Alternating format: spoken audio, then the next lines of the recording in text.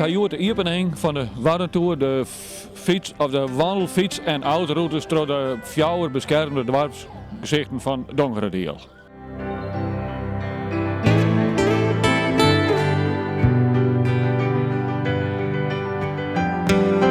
Wat maakt die Warrentour zo bijzonder?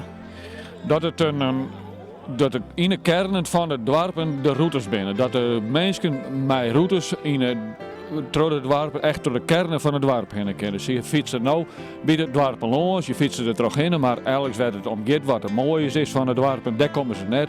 En omdat de kernen beter bekend te maken zijn dat de mensen direct inkomen.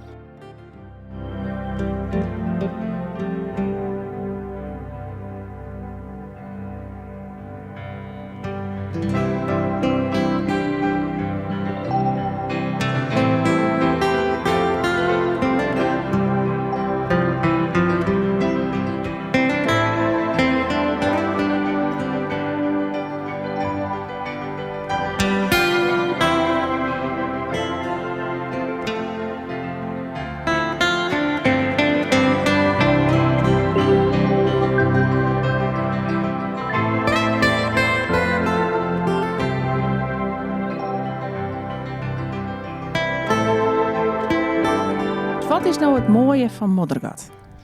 Nou, de meesten die in West die kennen het al wel bij. Ik denk de oude vissershoesjes, maar vooral ik achter de dik, de natuur, de mooie natuur.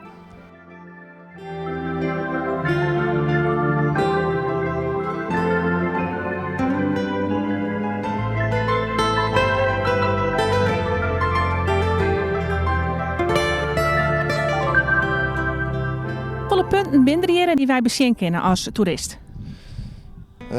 Dan maak ik goed na. Ik denk nou een stickers 34, maar we doen nog een tweede ronde. Want er ben nou al gewoon zeiden van ja, mijn huis wil ik graag bij haar. En ik ga nog wel oude foto's en een stukje historie. Dus ik denk dat dat gauw aan naar de 44 gaat.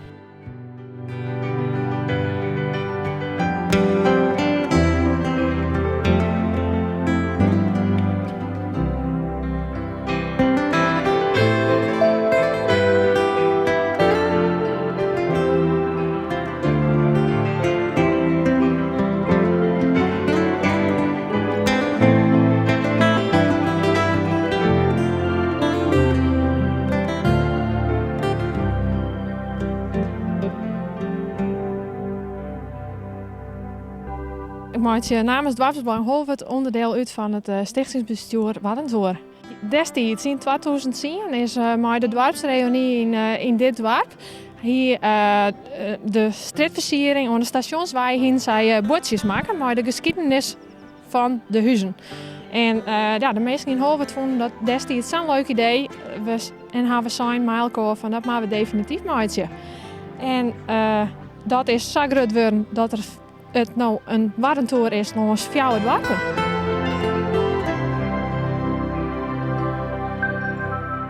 Soms denken we als inwoner wat te moeilijk van nou we hebben hier niks, maar zorg eens even om je heen. We hebben een prachtig waardgebied, we hebben een prachtige historische binnenkern hier en we hebben dus 4 dorpen hier op een paar kilometer afstand.